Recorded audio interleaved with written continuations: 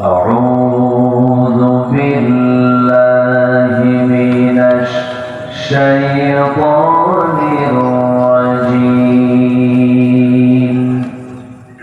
بسم الله الرحمن الرحيم.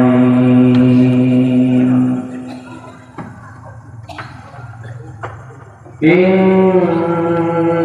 الذين آمنوا وعملوا الصالحات لهم جنات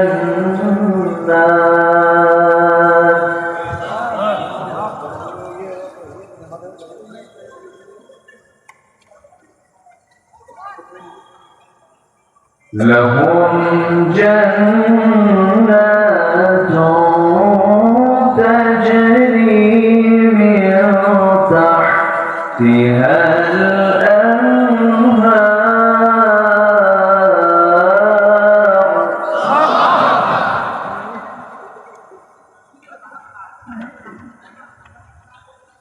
ذلك الفوز الكبير.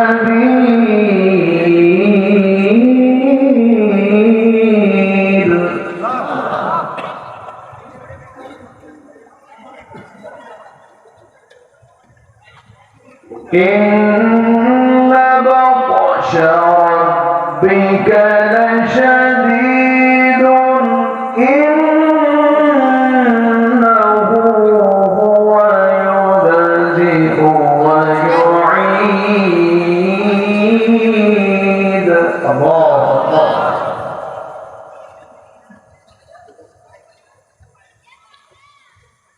وهو الغفور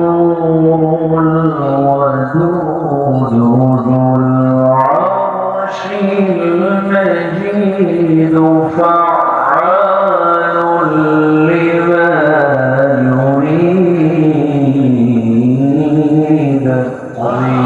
صح.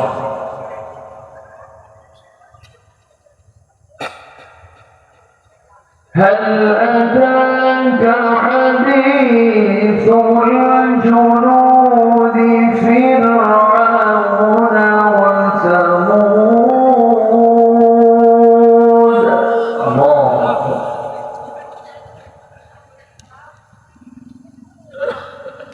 بل الذين كفروا في تكذيب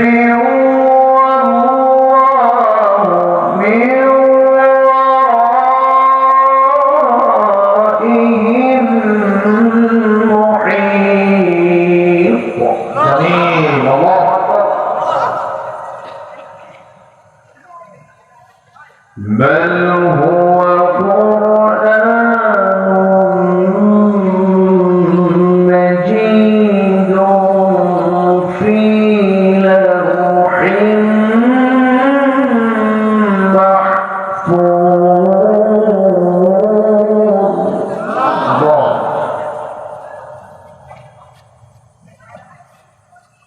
الله أكبر. بسم الله الرحمن الرحيم.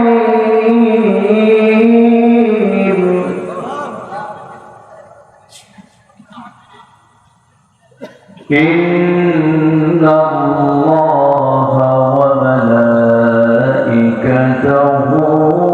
يصلون على النبي يا أيها الذين آمنوا صلوا عليه وسلموا تسليما.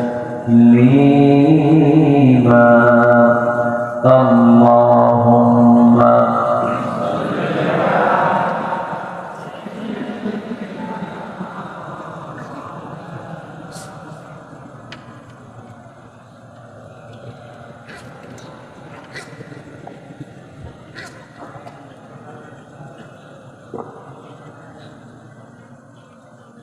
একটু মহব্বত দিয়ে নবীর প্রেমে মতোয়ারা হয়ে জবান খুলে জোরালো কণ্ঠে একটু আওয়াজ দিয়ে সবাই বলুন আল্লাহুম্মা সাল্লি আলা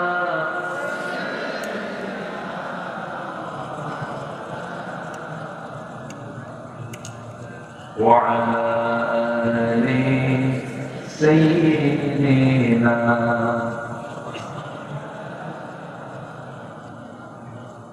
প্রাণের অধিক বেশি জানলাম প্রাণের অধিক বেশি জানলাম রহমতাল লিল আলামিন প্রাণের অধিক বেশি জানলাম রহমতাল লিল আলামিন জানো কি তোমরা তাহার রহমতাল লিল আলামিন আল্লাহুম্মা সাল্লি আলা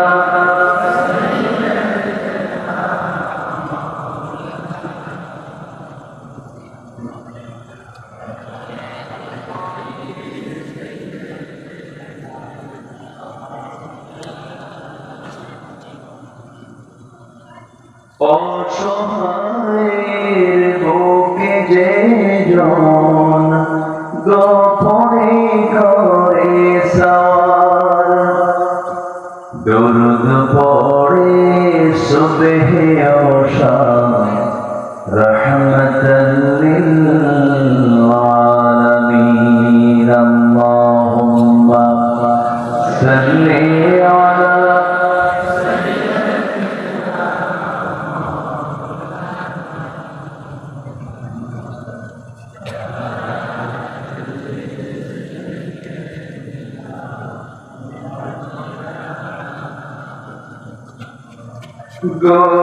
গরিবের আহার দিতেন নিজে হয়ে রোজাদার গরিবের আহার দিতেন নিজে হয়ে রোজাদার নিয়মর ভালোবাসার খান রহমতাল লিল আলামিন জানো কি তোমরা তাহার নাম রহমতাল লিল আলামিন আল্লাহুম্মা সাল্লি আলা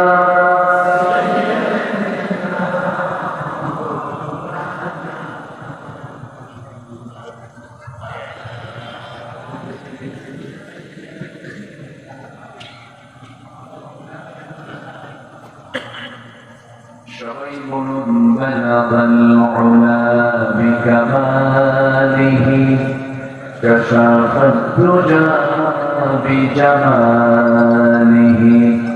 হাসানাত জামিউ খিসালিহি সাল্লু সিরাজুল মিল্লাত তুমহি فخر دو عالم دلبار مولاه شريف الأنبياء نسخا كل أديان بذره بلغ العلا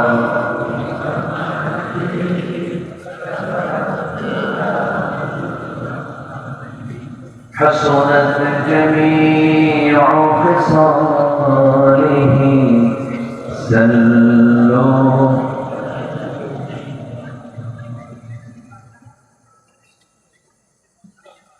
দেশের দক্ষিণ পশ্চিমাঞ্চল সুন্দরবন লাগোয়া খুলনা অঞ্চলের বৃহত্তর কুষ্টিয়া চুয়াডাঙ্গা জেলা আলমডাঙ্গা উপজেলার তালিমুল কোরআন নুরানি হাফিজে মাদ্রাসা এলাকার যুব সমাজ মাহফিল ইন্তেজামিয়া কমিটি কর্তৃক আয়োজিত তাফসীরুল কোরআন মাহফিল 2025 পদ্মা মাঠে মসজিদ আজকের এই মহৎ আয়োজনের সম্মানিত সুযোগ্য সভাপতি, পত্র প্রতিষ্ঠানের সম্মানিত সভাপতি জনাব ডাক্তার ইকরামুল হক, আজকের এই মহৎ আয়োজনের বরেণ্য অতিথিবৃন্দ, সম্মানিত মেহমানবৃন্দ, বিশেষ করে পোস্টার ঘোষিত আমার পূর্বে যিনি কথা বলেছেন, আমার অত্যন্ত কাছে বন্দিত মানবিনী প্রতিদশা ইসলামী চিন্তাবিদ, গবেষক, শিক্ষাবিদ, সম্মিলনী ফাজিল মাদ্রাসার অনারেবল লেকচারার জনাব মাওলানা হাসান আল মামুন লাল সাহেব, কথা বলেছেন উস্তাজুল আসার রেজা, কারপাসবাংলা ইসলামিয়া ফাজিল মাদ্রাসার সম্মানিত অধ্যক্ষ মাওলানা জুলফিকার আলী হাফিজাহুল্লাহ, কথা বলেছেন হাফিজুল কোরআন মাওলানা আইয়ুব আলী হাফিজাহুল্লাহ, উপস্থিত হাজার উলামায়ে কেরাম, ফুদালা ইসলাম, সুশীল সমাজ, জাতির শ্রেষ্ঠ সন্তান, শিক্ষক মণ্ডলী, জাতির বিবেক সাংবাদিকবৃন্দ, সামনে উপস্থিত দূরে কাছে বিভিন্ন স্থান থেকে ছুটে আসা কালেমার ঝান্ডাবাহী, তাওহীদের পতাকাবাহী, দ্বীন ইসলামের নূর শারদুল বীর মুজাহিদ, প্রাণ প্রিয় সম্মানিত দ্বীন ভাইরা, আড়ালে বসে আছেন শ্রদ্ধেয়া সর্বগুণে গুণান্বিতা মা বোনেরা। আলোচনার সূচনায় আনুষ্ঠানিকতার মধ্য দিয়ে আমার পক্ষ থেকে আবারও দিল করে সালাম, আসসালামু আলাইকুম ওয়া রাহমাতুল্লাহি তাআলা ওয়া বারাকাতুহু। সবাই কেমন আছেন বলুন? আমাকে উল্টা প্রশ্ন করে ফেললেন, এতে মহাব্বতের লক্ষণ হয়েছে। আল্লাহ তাআলা আমাকে আপনাকে একই কাতারেই রেখেছেন, ভালোবাসে আমরা বলি আলহামদুলিল্লাহ। ভালো থাকা কত বড় নিয়ামত। সেদিন ক্যান্সার আক্রান্ত এক রোগীকে প্রশ্ন করা হলো, তুমি কি আল্লাহর কাছে কিছু চাও? সে কেঁদে বলছে, আল্লাহ যদি কোনো বান্দাকে কিচ্ছু না দিয়ে শুধু সুস্থ রাখে, ওই ব্যক্তির উচিত আল্লাহর কাছে কোনো অভিযোগ না দেওয়া। আমরা সুস্থ হয়ে সবল হয়ে আমরা বসতে পেরেছি জান্নাতের বাগানে, আলহামদুলিল্লাহ। চিৎকার মেরে বলছে, আল্লাহুম্মা আইন্নি আলা যিকরিকা ওয়া শুকরিকা ওয়া হুসনি ইবাদাতিকা। সবাই বলে, আল্লাহুম্মা লাকা আসলামতু ওয়া বিকা আমানতু ওয়া আলাইকা তাওয়াক্কালতু ওয়া ইলাইকা আনাবতু ওয়া বিকা খাসাতু। আমরা তার শুকর আদায় করে নিলাম। আমার পূর্বে আমার হাসান আল মামুন লাল ভাই অত্যন্ত গুরুত্বপূর্ণ, অথেন্টিক, অনেক দলিল নির্ভর কথা তিনি বলেছেন। আমি শেষ ক্লাসে বসেছি, আমাকে সময় দেওয়া যাবে কি? সবাই সময় দেবেন? অর্ধেক সময়, ফুল টাইম নাকি চলে যাবেন? এটা কিসের ক্লাস বলুন তো? বলুন কিসের ক্লাস? আমাকে শিক্ষক হিসাবে ওরকম আমি উপযুক্ত নই, যেহেতু বসানো হয়েছে ক্লাসে বসেছি, আমাকে পড়াতে পারবেন, আমাকে জ্ঞান দিতে পারবেন, এরকম খুব জ্ঞানী গুণী এখানে আছে।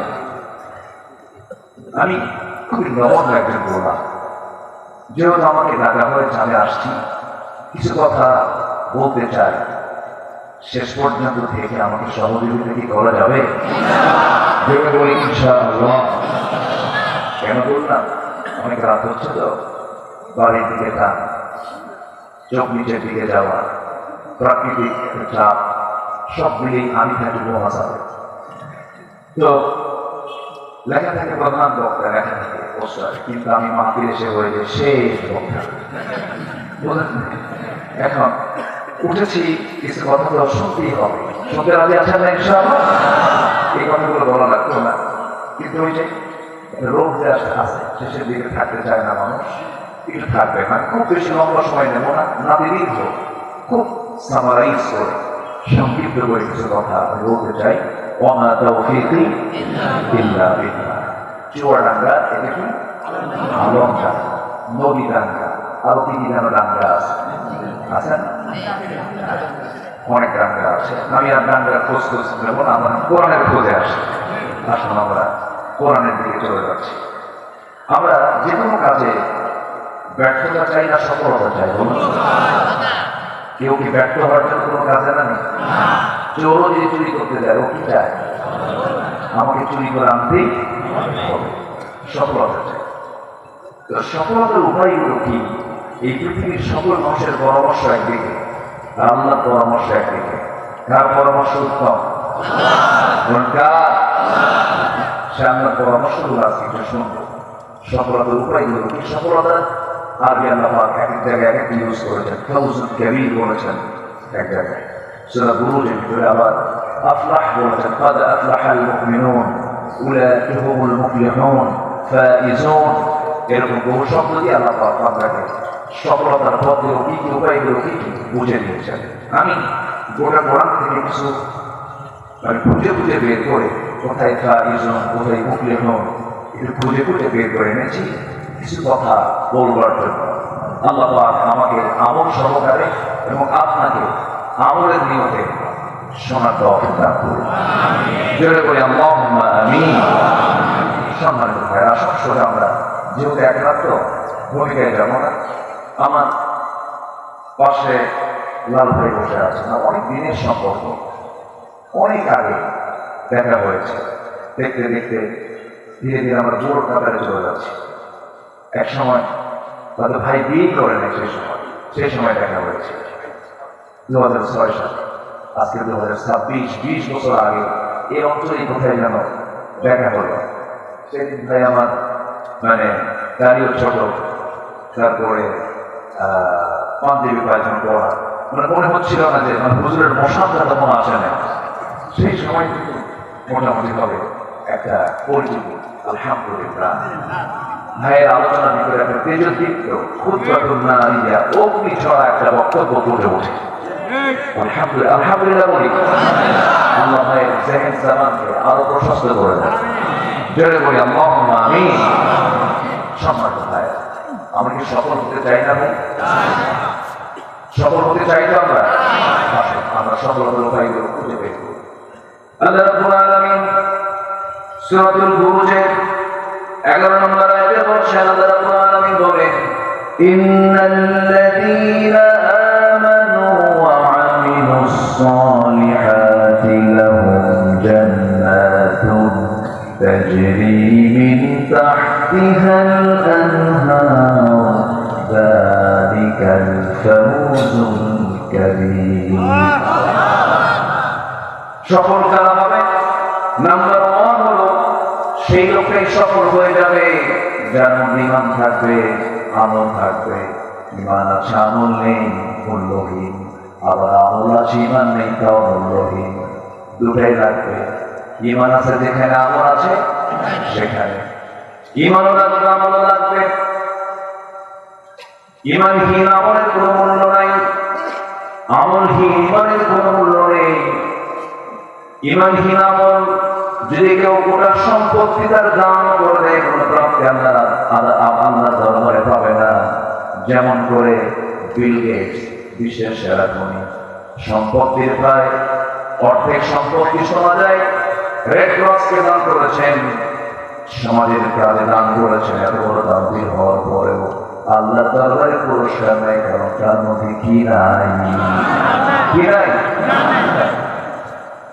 এই জন্য ঈমান হচ্ছে সবচেয়ে বড় সম্পদ। ঈমানকে লালন করতে হবে, ঈমানের যত্ন নিতে হবে।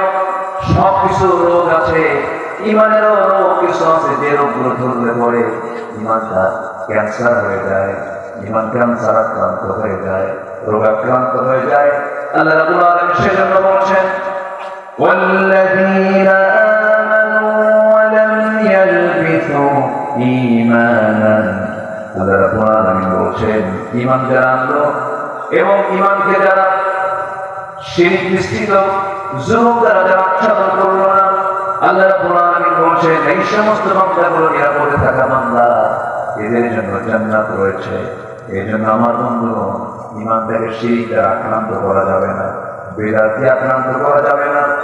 ওই গাছের পাতা খাইলে অসুখ সারবে, ওই মাজারে গেলে পরে সেজদা দিলাম উপকার হয়ে যাবে, আছে কিনা? আসতে বলবেন আছে না নাই? এইরকম করে ঈমানকে নষ্ট করে ফেলে, ঈমানের ক্যান্সার এনে দেয়, এরকম